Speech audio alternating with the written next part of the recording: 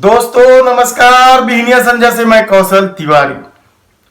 मुख्यमंत्री से अपनी मांगों को लेकर मिलने जाने वाले संविदा बिजली कर्मचारियों को जब रोक दिया गया तो वे वहीं बैठ गए। वे रात भर बीच सड़क पर बैठे रहे और यही कानून व्यवस्था के रखवालों के लिए बहाना बन गया। और फिर सुबह सुबह उन संविदा कर्मियों को कूट काट कर पीट पाट कर न केवल भगा दिया गया बल्कि जमकर लाठियां बरसाई गई, दहशत का माहौल खड़ा किया गया और कुछ लोगों को गिरफ्तार भी कर लिया गया। यह राजधानी के धरना स्थल बूढ़ापारा में चल रहे संविदा बिजली कर्मचारियों की कहानी है, दर्द है। उनकी दो ही मांगे हैं, एक नियमितीकरण और दूसरा कार्य के दौरान हुए दुर्घटना की वजह से मृत कर्मचारियों के परिवार को अनुकंपा नियुक्ति। बड़ा साधारण मांग है। वित्तीय स्थिति छत्तीसगढ़ की क्या है यह मुख्यमंत्री ही जानते हैं, लेकिन वे लगातार पिछले कई सालों से अपनी मांग को लेकर आंदोलन कर रहे हैं।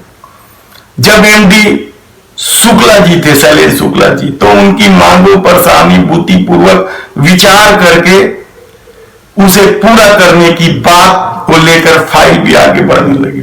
लेकिन उसके बाद सुब्रत साहू और फिर अंकित आनंद जी के आने के बाद उन फाइलों का पता नहीं चला और संविदा बिजली कर्मचारियों को पिछले 45 दिनों से हड़ताल करना पड़ रहा है।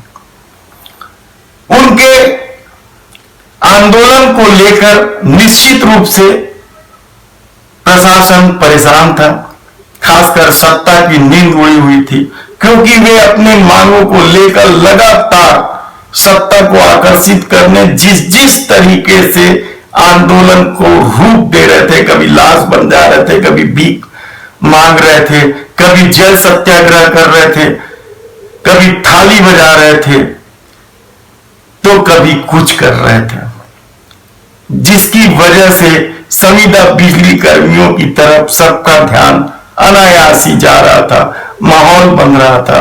ऐसे में उनके खिलाफ प्रशासन ने जो कार्रवाई की वह हैरान कर देने वाला है। हालांकि इसमें हैरानी की बात नहीं है, यह छत्तीसगढ़ में पहली बार नहीं हुआ है। भाजपा शासन काल के दौरान तो किस तरीके से नर्सों तक को बाल पकड़ पकड़ के घसीटा गया था, दूसरे आंदोलनकारियों को मारा पीटा गया था। योगी शासन काल में भी शिक्षा कर्मियों के साथ किस तरीके से व्यवहार किया गया था यह प्रदेश नहीं भूला है। और संविदा बिजली कर्मचारियों के साथ उन्हें अपनी जान बचाने किस तरीके से भागना पड़ा, आप वीडियो देखेंगे तो हैरान हो जाएंगे। किस तरीके से पुलिस लाठियां बरसा रही थी, हाथ मुक्के से उनकी कुटाई कर रही थी, यह एक अलग बात है। लेकिन इस पूरे माहौल की वजह से धरना स्थल पर एक दहशत का माहौल खड़ा हो गया था और पुलिस बल की उपस्थिति की वजह से जब दूसरे आंदोलनकारी धरना स्थल पहुंचने लगे तो उनमें एक दहशत का माहौल था। मितानिन दूर दूर गांव गांव से आ रही थी, उनमें भी दहशत था।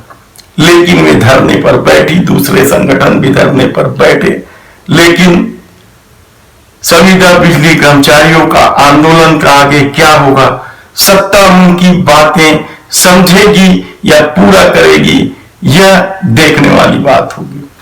लेकिन कानून के राज को लेकर जब सत्ता दावा करती है तब एक कहानी कल प्रेस क्लब में आकर ऐश्वर्या में रहने वाले पीयूष मुकीम ने जो सुनाई वह हैरान कर देने वाली है कि किस तरीके से भाजपा के लोग, किस तरीके से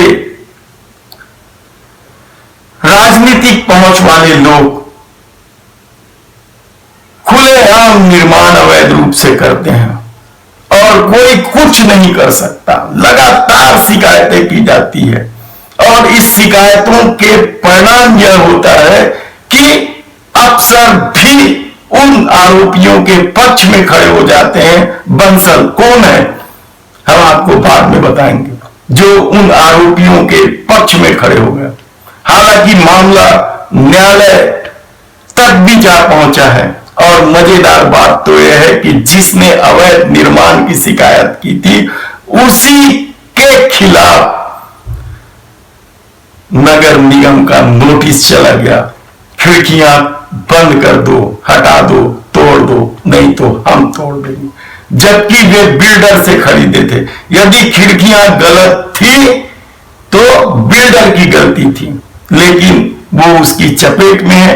इसको हम विस्तार से, हमारी टीम लगी हुई है, इस पूरे घटनाक्रम पर नजर रखी हुई है, इसको आपको विस्तार से बताएंगे। इधर छत्तीसगढ़ में राजनीति का पारा चढ़ने लगा है, क्योंकि 2023 के अंत आखिरी में चुनाव है विधानसभा का। कांग्रेस के तमाम विधायकों का रिपोर्ट कार्ड आ गया है। प्रदेश प्रभारी पीएल पुनिया जी इस रिपोर्ट कार्ड से नाखुश हैं। उन्होंने कुछ विधायकों को चेतावनी भी दी है कि वे अपनी रिपोर्ट कार्ड सुधारे, जनता से संबंध बनाएं। इधर उत्तर प्रदेश की एक पार्टी, निषाद पार्टी ने भी एंट्री कर ली है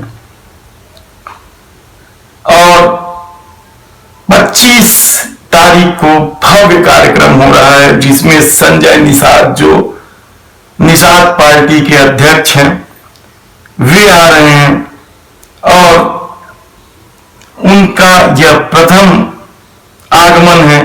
इसलिए बड़े जोर शोर से निषाद समाज के लोग जो इस पार्टी से जुड़े हुए हैं और बाकी लोग बड़े जोर शोर से इसकी तैयारी कर रहे हैं।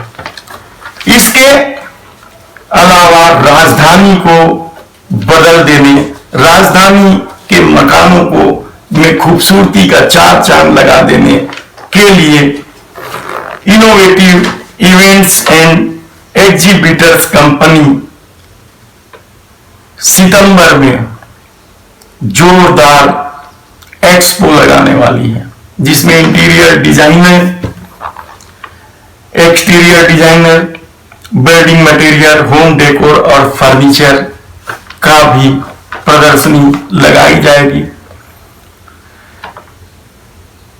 कंपनी के एमडी मनप्रीत सिंह आनंद ने बताया कि इससे रायपुर के लोगों को जबरदस्त फायदा होगा, बिजनेस से जुड़े लोगों को भी जबरदस्त फायदा होगा। इस प्रेस वार्ता में मौजूद शिल्पी सोनार ने बताया कि किस तरीके से इंटीरियर डिजाइन के क्षेत्र में जबरदस्त बदलाव आया है। हर 30 साल में इस क्षेत्र में बदलाव बड़े पैमाने पर आता है और रायपुर में बड़े ऐसे लोग हैं जो अपने घरों को कम कीमत पर अच्छे से अच्छी खूबसूरत रूप देना चाहते हैं। अब ये एक्सपो सितंबर में है, इसमें क्या क्या तैयारी चल रही है, कौन कौन सी कंपनियां आएगी, ये भी हम आपको आगे बताते रहेंगे। धन्यवाद।